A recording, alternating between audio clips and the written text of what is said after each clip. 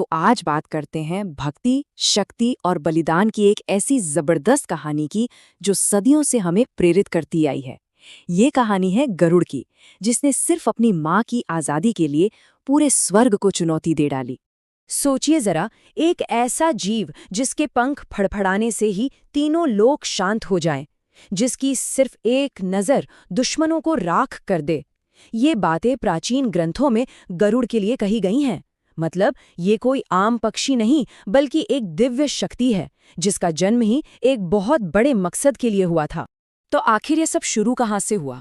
इस शानदार जीव की कहानी की जड़ें जुड़ी हैं महान ऋषि कश्यप और उनकी 2 पत्नियों से, और यहीं से एक महान गाथा की शुरुआत होती है। हुआ यूं कि ऋषि कश्यप ने अपनी दोनों पत्नियों विनीता और कद्रू को वरदान दिया, और दोनों की मांगे देखिए एक दूसरे से कितनी अलग थी। विनीता ने मांगे सिर्फ 2 बेटे, पर ऐसे जो कद्रू के हजारों बेटों पर भारी पड़े, और वहीं कद्रू ने मांगे 1000 जहरीले नागपुत्र। यहीं से आप कह सकते हैं एक कॉस्मिक राइवलरी की नींव पड़ गई थी। खैर, वक्त बीतता गया, 500 साल गुजर गए। कद्रू के यहाँ तो 1000 सरपुत्रों का जन्म हो गया, पर विनीता के अंडे वैसे के वैसे ही रहे। अब जाहिर है उसका सब्र का बांध टूटने लगा, और यही अधीरता उसे एक बहुत बड़ी गलती की तरफ ले गई। और इसी बेसब्री में विनीता ने अपने एक अंडे को समय से पहले ही फोड़ दिया। नतीजा, उसमें से उनका बेटा अरुण निकला, लेकिन उसका शरीर पूरी तरह से विकसित नहीं हो पाया था। इस बात से नाराज होकर अरुण ने अपनी ही मां को 500 साल की गुलामी का श्राप दे दिया। लेकिन जाते जाते वो एक उम्मीद भी दे गया कि उसका दूसरा भाई ही अपनी मां को इस श्राप से मुक्त कराएगा। तो अब सवाल ये उठता है कि ये श्राप सच कैसे हुआ? इसकी वजह बनी 2 बहनों के बीच लगी एक धोखे भरी शर्त। मामला टिका था एक सीधे से सवाल पर। समुद्र मंथन से निकला दिव्य घोड़ा उच्चैश्रवा, उसकी पूंछ का रंग क्या है? विनीता ने कहा सफेद, जो कि वो था भी, लेकिन कद्रू ने जिद पकड़ ली कि पूंछ का रंग काला है। कद्रू की चाल बहुत ही शातिर थी। उसने अपने 1000 नाग पुत्रों को हुक्म दिया कि वो जाकर घोड़े की पूंछ से लिपट जाएं। दूर से देखने पर पूंछ काली ही नजर आई। बस विनीता शर्त हार गई और अपनी ही बहन की दासी बन गई।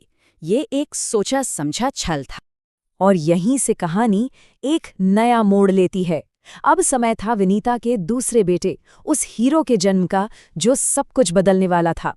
और फिर 500 साल के लंबे इंतजार के बाद वो दूसरा अंडा फूटा, और उससे जो निकला उसने आसमान और धरती दोनों को हिलाकर रख दिया।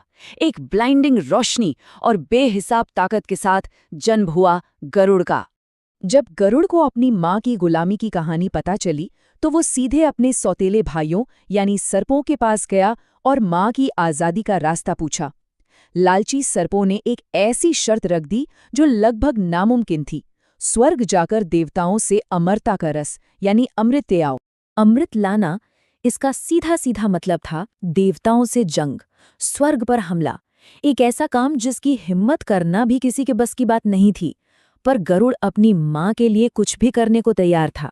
पहली रुकावट थी आग की एक ऐसी दीवार जिसे कोई पार नहीं कर सकता था। तो गरुड़ ने क्या किया? उन्होंने कई नदियों का पानी पीकर अपने मुंह में भर लिया और उस आग पर फेंककर उसे बुझा दिया। अगली चुनौती थी एक तेजी से घूमता हुआ धारदार चक्र जो किसी को भी काट सकता था। इस बार गरुड़ ने ताकत से नहीं, अकल से काम लिया। उन्होंने अपना आकार इतना छोटा कर लिया कि वो एक कीड़े की तरह उस चक्र के बीच से निकल गए। और अमृत के ठीक पहले आखिरी पहरेदार 2 अमर जहरीले सर्प, जिनकी आंखों में ही विष था। गरुड़ ने अपने पंखों से धूल का एक ऐसा बवंडर बनाया कि वो दोनों सर्प अंधे हो गए, और फिर गरुड़ ने उन्हें हरा दिया। तो सारी रुकावटें पार करने के बाद गरुड़ आखिर अमृत तक पहुंच ही गए।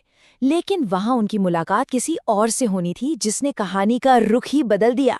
भगवान विष्णु गरुड़ की ताकत और उससे भी ज्यादा अपनी माँ के लिए उनकी भक्ति से इतने प्रभावित हुए कि वो खुद उनके सामने प्रकट हो गए। उन्होंने देखा कि गरुड़ ये सब अपने लिए नहीं कर रहा, और इसी निस्वार्थ भाव से खुश होकर उन्होंने गरुड़ को कोई भी वरदान मांगने को कहा। और गरुड़ ने जो मांगा वो उनकी महानता को दिखाता है। पहला, कि वो अमृत पिए बिना ही अमर हो जाएं। दूसरा, उन्हें भगवान विष्णु से भी ऊंचा स्थान मिले। और तीसरा, वो हमेशा भगवान विष्णु के वाहन बनकर उनकी सेवा कर सकें। इन वरदानों ने गरुड़ को हमेशा के लिए अमर और पूजनीय बना दिया। लेकिन यहाँ गरुड़ की होशियारी देखिए।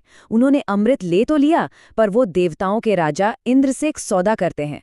वो कहते हैं कि जैसे ही मेरी माँ आज़ाद हो जाएगी, आप ये अमृत वापस ले लेना।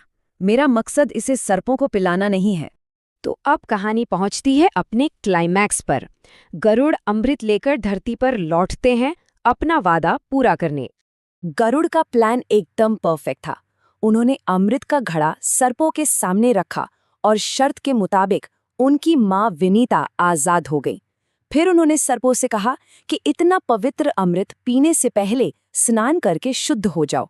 जैसे ही सर्प गए, इंद्र आए और अमृत का घड़ा उठाकर ले गए।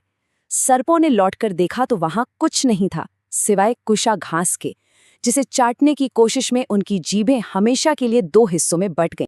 और सर्पों को क्या मिला? उनके लालच और धोखे की एक ऐसी निशानी जो आज तक कायम है, उनकी 2 हिस्सों में बंटी हुई जीभ। तो ये कहानी सिर्फ एक पौराणिक कथा नहीं है। गरुड़ का प्रतीक आज भी हमारे बीच जिंदा है। भारत के गरुड़ कमांडो उनकी शक्ति का प्रतीक हैं। इंडोनेशिया और थाईलैंड जैसे देशों में वो राष्ट्रीय प्रतीक हैं, और गरुड़ पुराण में तो वो भक्ति और धर्म के केंद्र में हैं। तो आखिर में एक सवाल रह जाता है, किसी भी बलिदान को महान क्या बनाता है? क्या वो ताकत है या फिर वो इरादा जिसके लिए वो ताकत इस्तेमाल की जाती है?